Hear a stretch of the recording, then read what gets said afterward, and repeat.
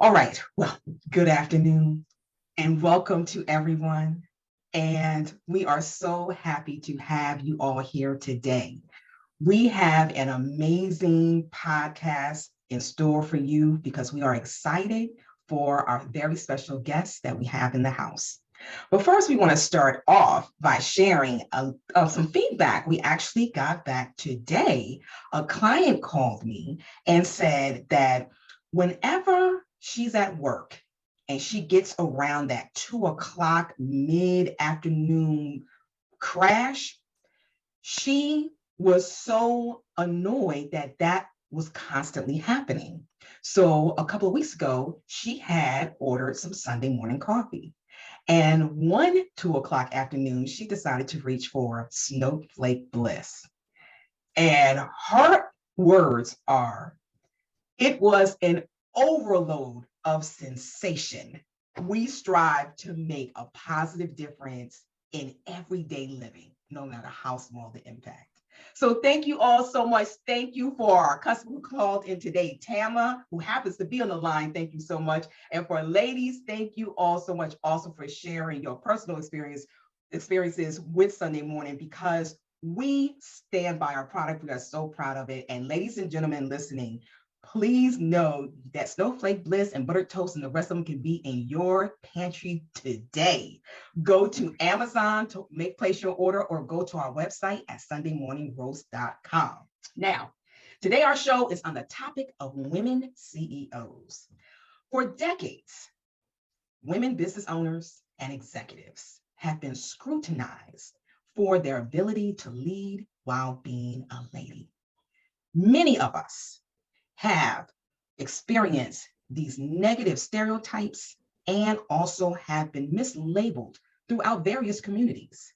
So today, what we would like to do is to take this opportunity to dispel a lot of those myths and misunderstandings and untruths by speaking to a few very accomplished, seasoned, and demonstrated women CEOs who will address these areas to clarify and to actually help create unity within our families, friendships, relationships, and our community. So I'm going to introduce each of our panelists today, and I'm going to warmly bring them into the boardroom. As I mentioned them, if you could just give a really, really nice wave so they'll see your presence, and then I'll bring you into the boardroom. We're going to start off with Miss Tracy Graves Stevens. Tracy comes to us with over 30 years of the corporate leadership experience in both governance, C-suite management, operations, and mergers and acquisitions to both the government and commercial industries. She currently is the Chief Experience Officer of her own company called the CEO Experience. The company partners with business owners and executives in making profound impacts in the marketplace and focuses on strategy alignment and risk mitigation. Ladies and gentlemen, let's welcome Tracy to the boardroom. Thank you. Our next distinguished guest is Michelle Bell Smith, entrepreneur, businesswoman, visionary, leader, philanthropist, and the founder and chief executive officer of First Choice LLC, a nationwide workforce solutions provider and a multi-million-dollar organization. Michelle has a record of leading operational efficiencies that increase productivity and reduce costs. Ladies and gentlemen, please welcome Michelle Bell Smith to the boardroom. And our next distinguished guest, Dawn P. Jackson. Dawn has been all about strategy, branding, and events for most of her professional career. As founder and CEO of the New Dawn Marketing Group, Incorporated, she and her team successfully delivered inventive strategies, insightful marketing campaigns, impactful events, and compelling visual storytelling to independent businesses, corporations, organizations, and government clients. Ladies and gentlemen, please welcome Dawn P. Jackson to the boardroom. Thank you, Savannah. It's great to be here. Thank you, ladies. So our first topic today that we're going to discuss is the air quotes, angry Black woman.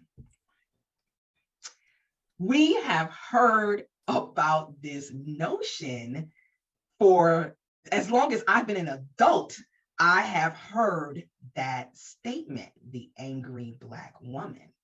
And I, as a child, I'm trying to remember though, the first time I heard that. I definitely remember as an adult, but I remember hearing that somewhere with my older sisters.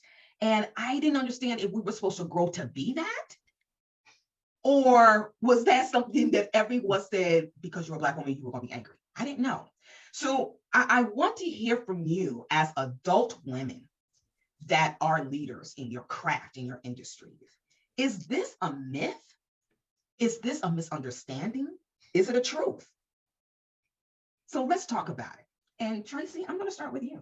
Okay, who's probably the least angry Black woman here? Because I've never understood it. I've never received it.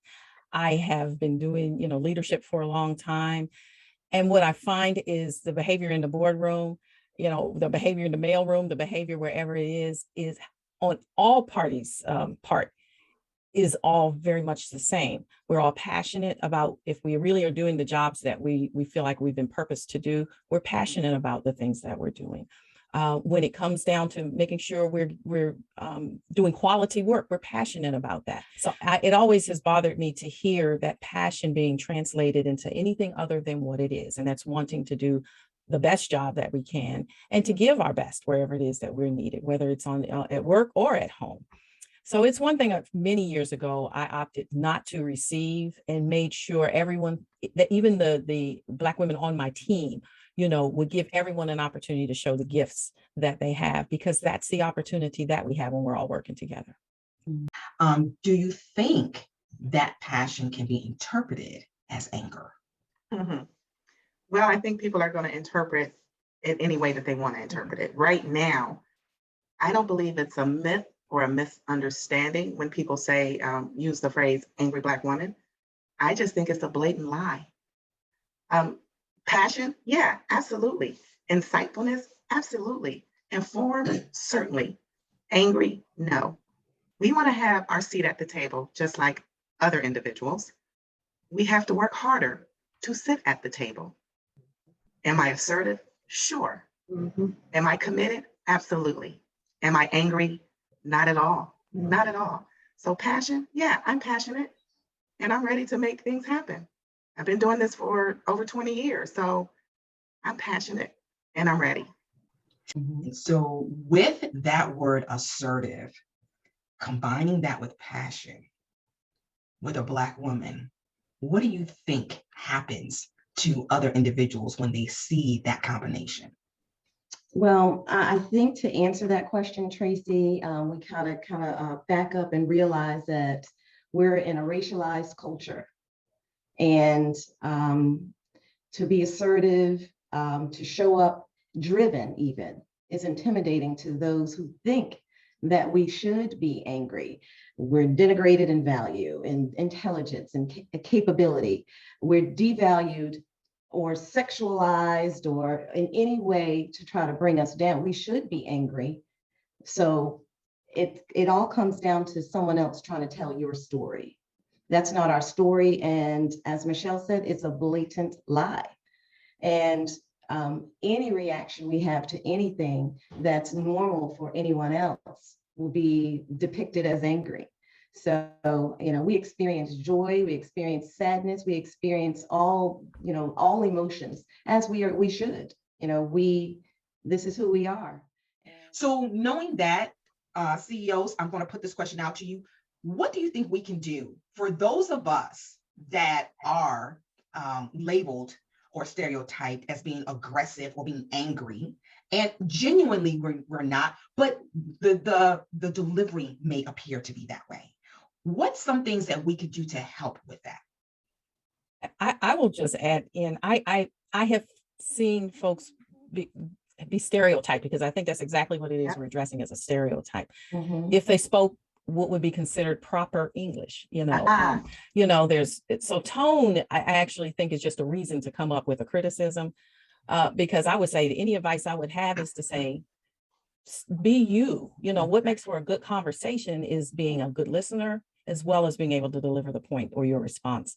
And that's what makes dialogue. And so I actually would almost say, don't back off. I've been, if in a room full of men, they will interrupt each other all the time. yes. And it's amazing, but let a woman come in and interrupt, and now she's being rude. But Yeah. sometimes that's the only way you can get hurt. That's it. Right.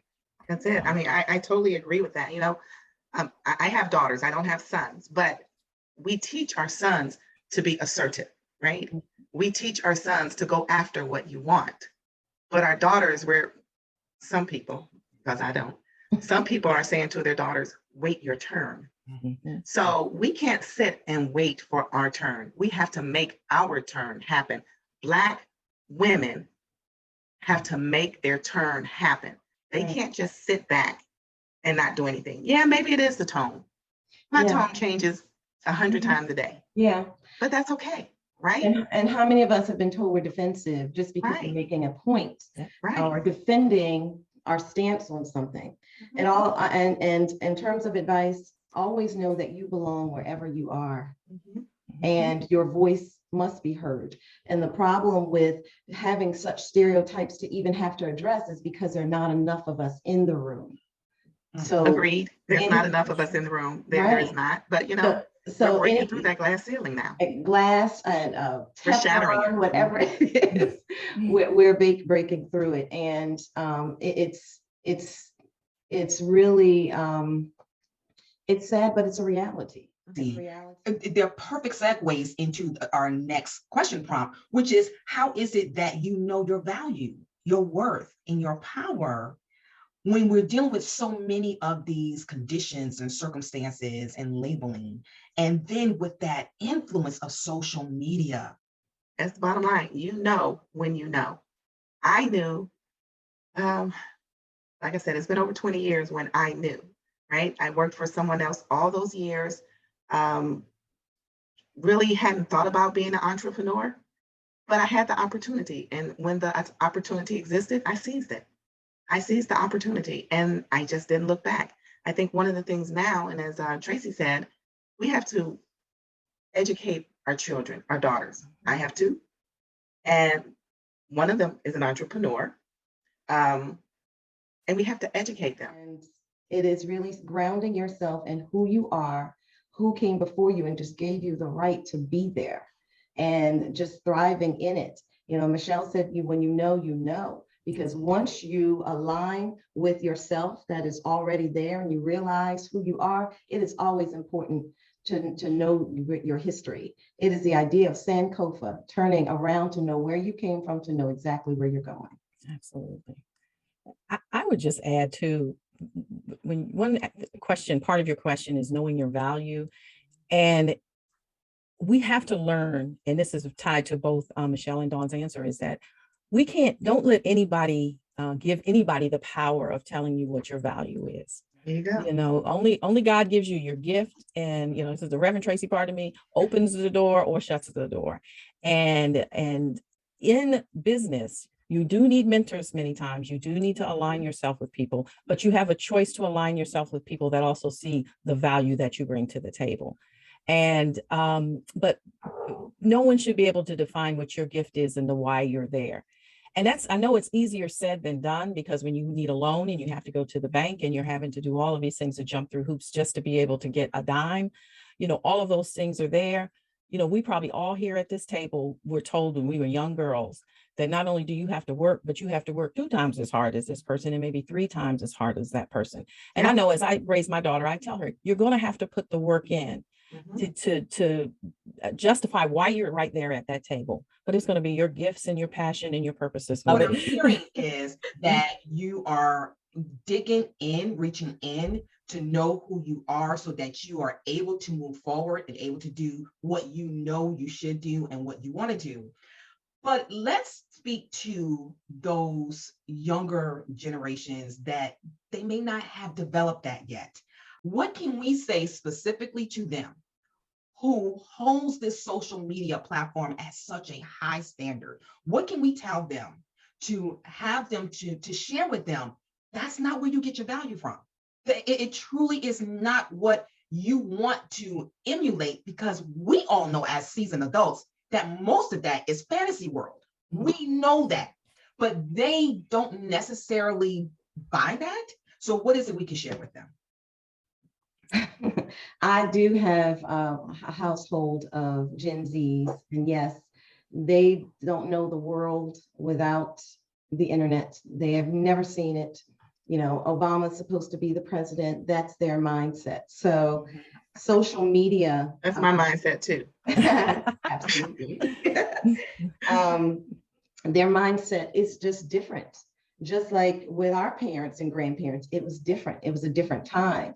So I think a lot of times, you know, the onus is put on, what do they, what do they need to do? Is we need to do it as the ones who are raising them.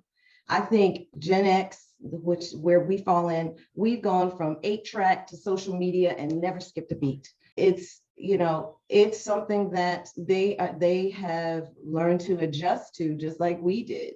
We can't say, yeah, when we had a pandemic, what we did, we don't have that. Everything is so new. This is new, and they are navigating themselves. And just because I know the person that just came in, staying grounded and having a village, because these two ladies on here, Alita Carter and Jean Fletcher, are part of the village that has raised my children. Because it takes, we didn't want to listen to our parents, even though we did. We're the last generation that did that, but we didn't necessarily agree with them.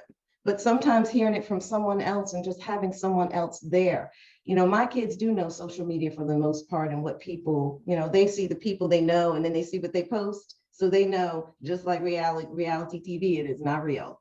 So it's a grounding that needs to exist, and them understanding again who they are, and what they see here does not reflect what's here. And unfortunately, we just lost one of our own, Miss USA, Chesley, from thinking that this was real, and someone telling her that she wasn't worthy, and takes her own life.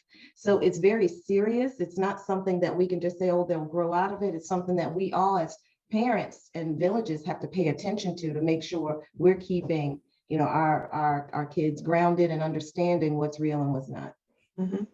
That's true. That's true.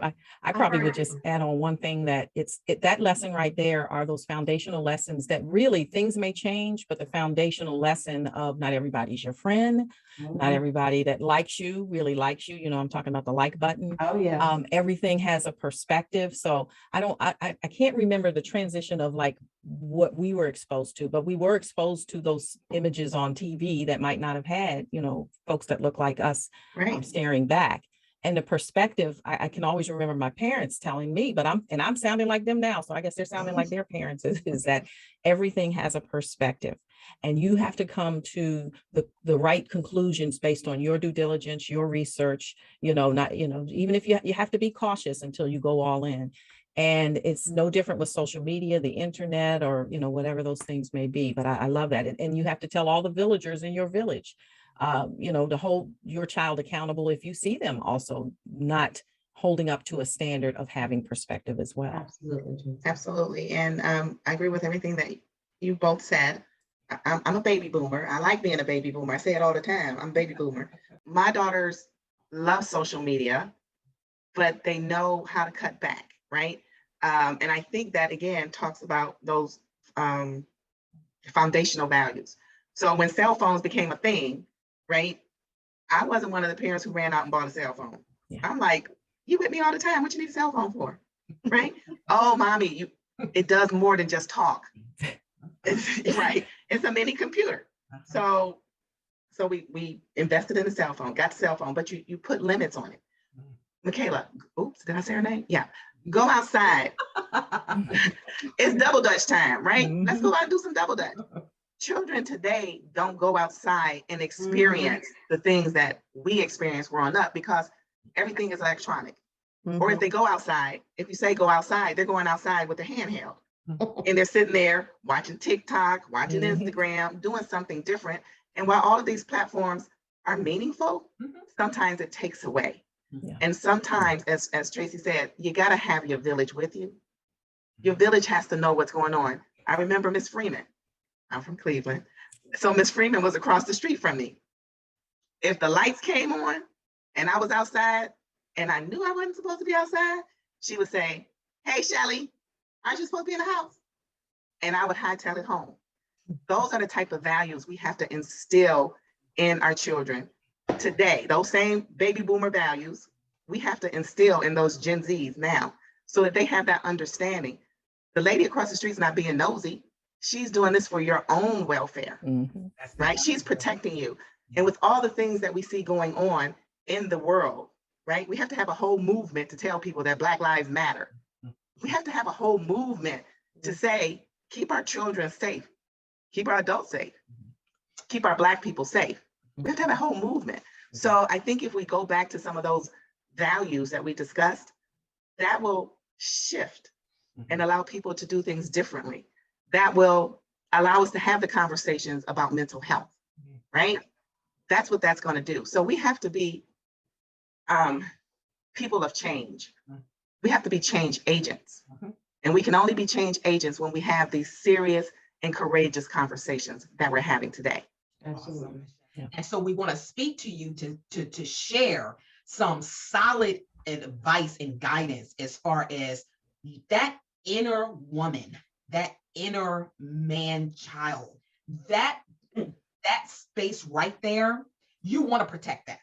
And you don't want anyone having the access to mold or shape that, because it should be coveted and it's sacred. And only those who care for you and love you and will protect you should have that amount of power.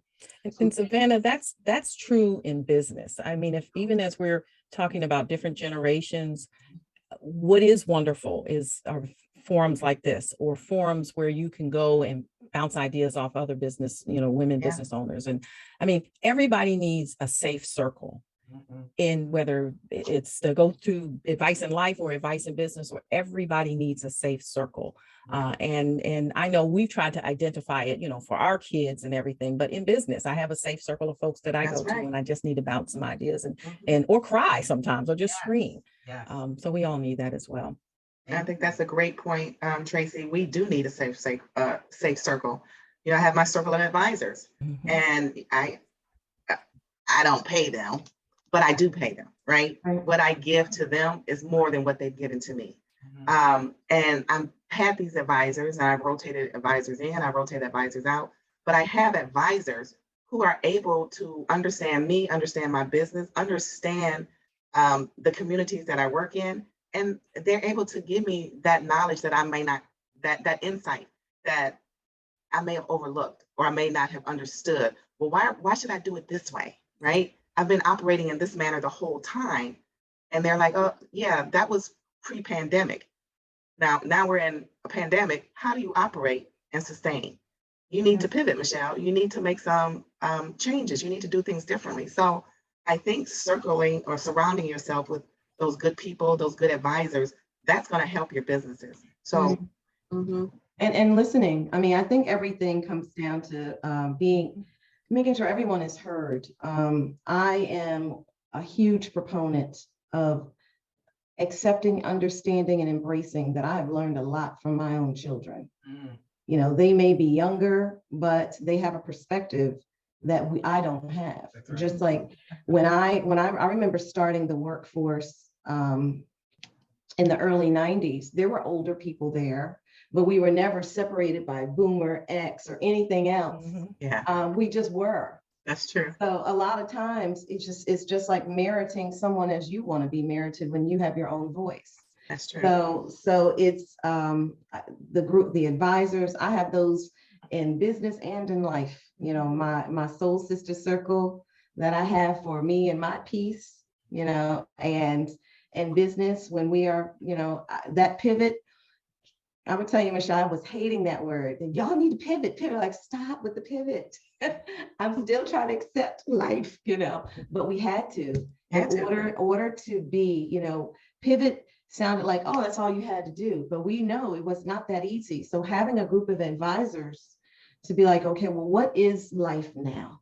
What are we dealing with, and what would we want from it? So I totally concur with that. The board of advisors, whether they are other business owners or people who will have your back no matter what. That brings us to our next prompt, which is, when we're doing that, we're helping to mold different generations. We're helping to be either role models, or we're helping to either be mentors. All of this we are doing, and we have to be able to lead. We have to be able to make decisions. Mhm. And every human being was born with both masculine and feminine hormones. Every human being. So as women, we have more of the feminine hormones, and as men, they have more of the masculine hormones. However, with that said, during the course of a day, the majority of the time, we are operating as women in the masculine, making decisions, making plans, planning. We're operating in that role. So because we're operating where we're making decisions and determining things the majority of the time, whether you're at home or not, even in the home, you're making decisions. If you work inside the home, you're making decisions constantly all throughout the day. As CEOs, ladies, how do you maintain operating in the decision-making mode the majority of the time, and keep your femininity and keep your ladylike ability that makes you that beautiful woman that you are? How do you marry both of those together throughout your day? I am a mother of 4, and I challenge any man to do what I do just on the household part, running the household, raising my kids, because I have a husband that works at a company that is like the firm. They have him, So I pull up, I do more of my part and some of his too. And, I run my company, and I ran an organization. So to even have those qualities of decision making or running things to be associated with the testosterone that they just happen to have more of, it just, I got to stop it right there. This is not the world we are in anymore, where, and our generations haven't known it either. I had a mother who just left with my father and came home because they were carpooling. Her mother worked. So we've never had it where, as a norm, everyone, you're at home, and again, the man comes home. We just did it all. We do it all, and still have to feed that male ego of, I want you to feel like a man. So, let me, either dim my light or just, make myself, let me take it down. How do you do that, Dawn? And that's the question. How do you do that? For me, I do not have a relationship that is anything other than a partnership. I would have it no other way. My husband understands me, understands who I am, and he also understands that, there are times, especially with him, he used to travel so much. So you get into a zone where you're like, I'm running this, I have to do this for New Dawn. I've got to make sure they get where they need to go. And then you come in, Daddy's home. I'm like, sorry, I got this. It's kind of, it has to be an understanding on both sides of accepting who we are and who we face. But Dawn, with you though, how do you maintain who you like to be as a woman? I am my authentic self. And that is the beauty of being an entrepreneur and choosing who I work with, choosing who I won't work with, and just, thriving in a space where I'm doing what fulfills me. So I get to be my authentic self. I don't struggle with whether or not am I coming off as, more masculine. I am all woman, and, it reverberates with everything that I do. So I get the question because I see it like, oh, wow, look, who's wearing the pants, that kind of thing. Mhm. It's like, you all wear skinny jeans. You want to talk Mhm. about that? So the thing about it is, there's a mindset, a shift of paradigms that, it comes back to what, everyone was talking about earlier, educating everyone around us, who we are and who we are today, what's required of us and how we deliver, how we show up. Mhm. How we show up is nothing less than the feminine, the beautiful Black women that we are. Mhm. Mhm. And so I hear your question and I hope I'm answering it That is it. because I can only do it so authentically. Exactly. Exactly. Yeah. I would just kind of say, to tag off what Dawn said, is that probably in my relationship with my husband is the only time where I'm even sensitive to that. Because when I heard the question, I know when I step outside, we are all multitasking, multidisciplinary, multi everything. As women, I've never thought of myself even as a woman. I'll say this: I lead a women's group with CEO experience, and one of the things that we discuss in our group is just that in the workplace, because we're multitasking and multidisciplinary, we're the ones that got to run and pick up the kid at 3. So we have to figure out, how do we get this all in our day so we can be there, pick them up, get them fed, get them home, so we can go back out and get to the networking event.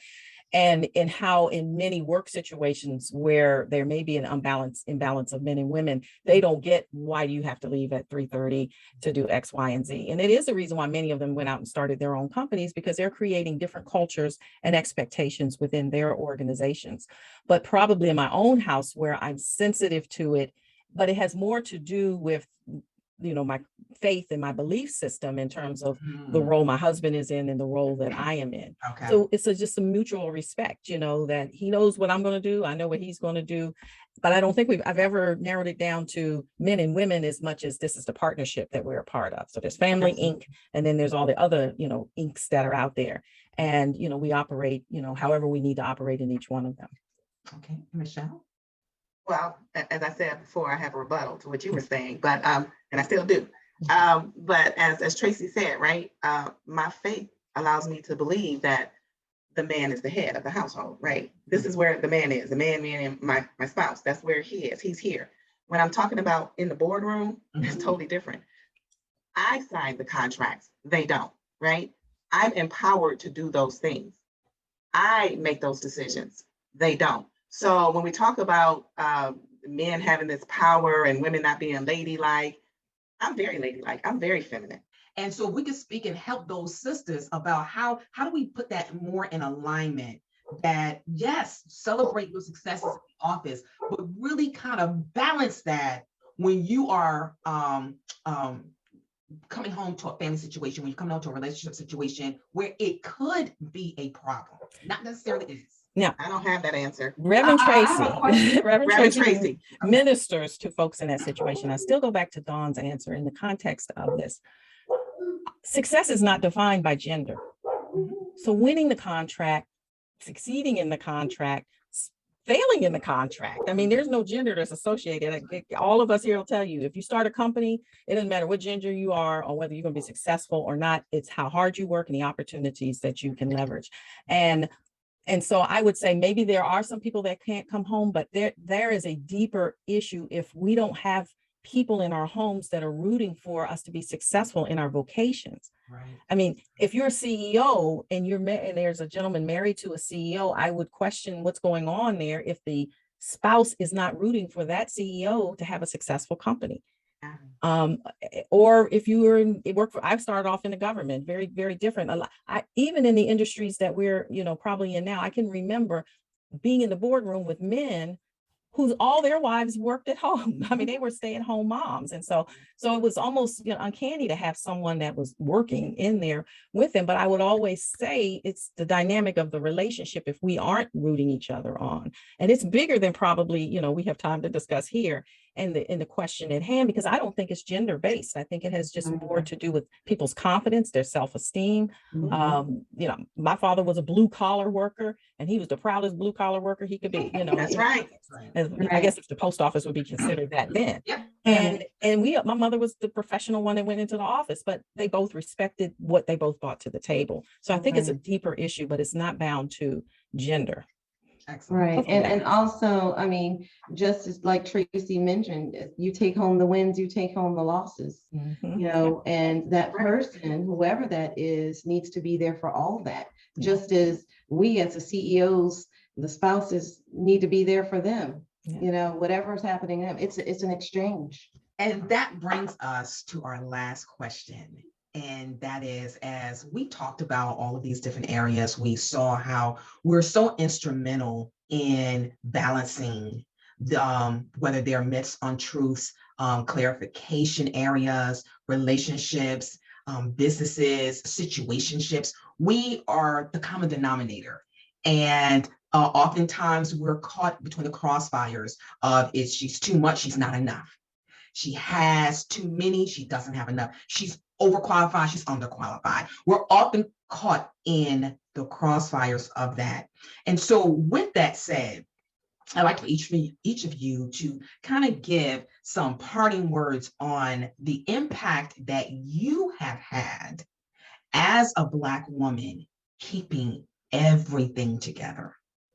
So I'd like for you each to share what that means to you, what impact has that had on you being the one to keep everything together? I have accepted, and I had to do it a long time ago, that I was accountable for everything. Because I started, you know, I realized, and it's women, you know, adding the CEO is just like carrying another, you know, huge house on top of everything else that we do. When something goes wrong, we say, oh my God, his mom didn't do this. You know, that's what society says. It's always comes down to the woman. And it's something that I have learned to accept and almost embrace, because I am someone that wants things done to a certain standard. And I teach that standard, and you know, I'd like to see it duplicated. So I also know how to delegate. And all those are learned skills. I was that young mom who had to do it all. If it was to be done, I was doing it. And my company was born, you know, in between just 2 of the 4 of the kids. So I literally raised my children and my company together. And asking for help is a superpower. It truly is. And just knowing that it is not, everything isn't hinged, all things are not hinged upon you being there. Learning to say no, that's another one.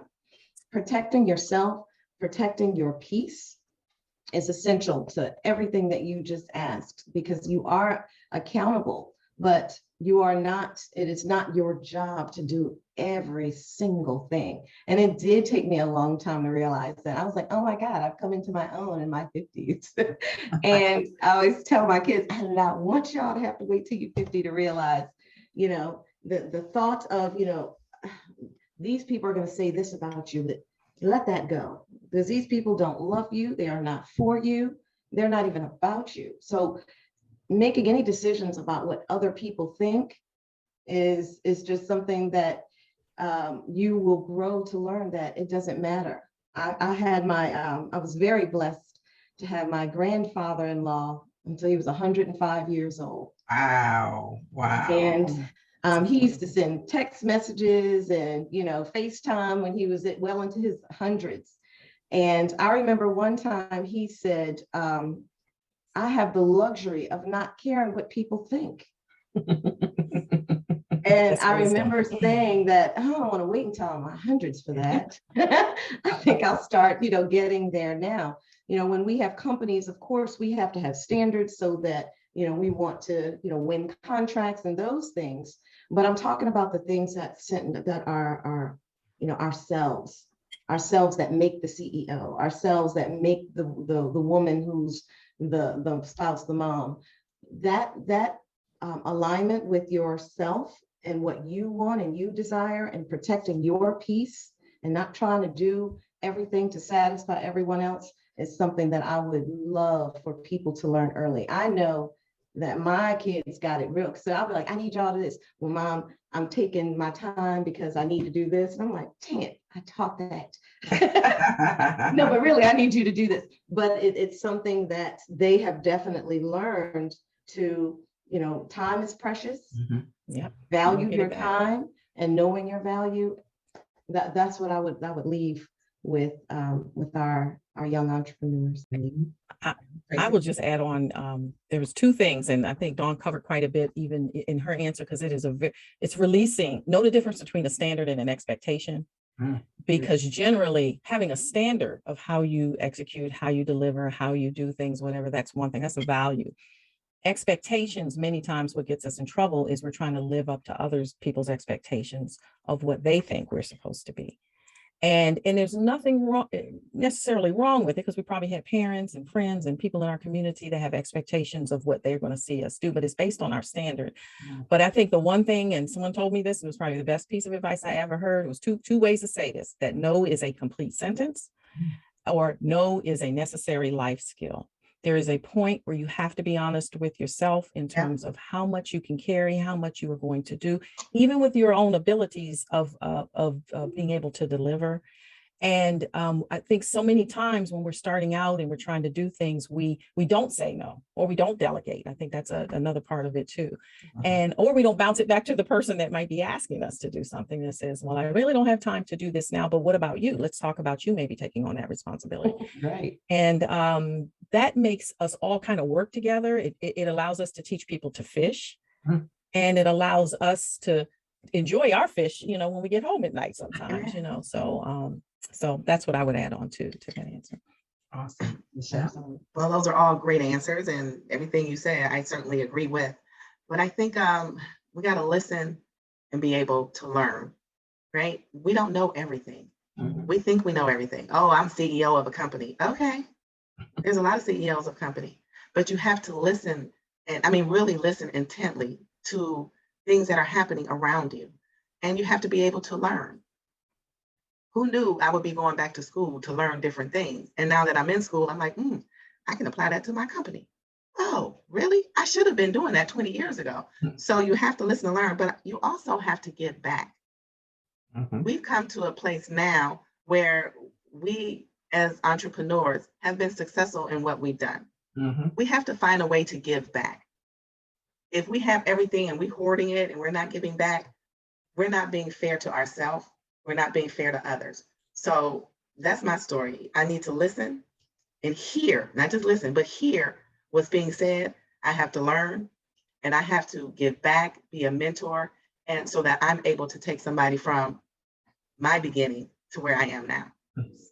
And I think if more people can take the time to get to know that woman behind all those letters, and also get to know that human being in spite of what you may have heard or what you may think. If we could all just do that, and we with one another as Black women, we all know the other stereotype is we can't work together, we can't do things together. We rebuke that every day. Girl, I need to give you some more stereotypes about Black women, because Black women are the hardest working people that I know. Black women work well together. Black women form partnerships. Black women build businesses. Black women give back. Those are the stereotypes we should be talking about, and that's it. All that other stuff. And the fact that this world is here because of us. I just hello. Yes. Thank you. Right now. Yes. Amen. Yes. So those are the things that we want the world to take a look at, that please don't listen to the hype, because a lot of this have been unintentionally to bamboozle the community about who we are. So we want to take the opportunity to let you know who we are for ourselves, allow you a moment and time to look into our spaces, how we think, how we talk, how we see each other. We work more together than we don't. We collaborate more together than we don't. We support each other more than we don't. There's a complete resurgence of the Black Wall Street. Why? Because Blacks support Black businesses. Yes, it's just so many wonderful things. And so I am so grateful that you all took the time just to allow people to have something to say. Let me hear what Black women talk about, because YouTube is filled with the other stuff, but we want to provide it with some authentic truths That's right. about real lives of women that lead. This is not a reality show. That's right. This is No, it is not. so 3 real women Mhm. that has given you a direct account of their personal experience, business and family and community and faith. So this is what it's all about. This is how Sunday Morning Coffee, we are not just a coffee company. We have a moral obligation to educate our community. We do it over coffee because coffee is the world's equalizer. At the highest conference rooms in the universe, you will find coffee. Uh-huh. When countries are coming together for peace treaties, it is done over coffee. Mm. When you go to a marriage counseling session, you can do it over coffee. Absolutely. Friendships are healed over coffee. Families are brought together over coffee. Right. So we take this work seriously, and our Mhm. company is about family, friends, and community. And so it is an honor and a privilege for you 3 to be the first of the Women CEOs guest speaker series. We will have, yes, we are going to have this series at least 3 more times this year. So you set such a high standard, and I knew you would. That's why I invited you 3. I am so grateful, ladies and gentlemen. Thank you so much for your feedback, your questions, your support. We ask you to please follow all 3 of these women's businesses. We have the CEO Experience, led by Tracy Graves Stevens. We have Stacey, I'm sorry, right? We have also First Choice Staffing, led by Michelle Bell Smith. And we have New Dawn Marketing, led by Dawn Jackson.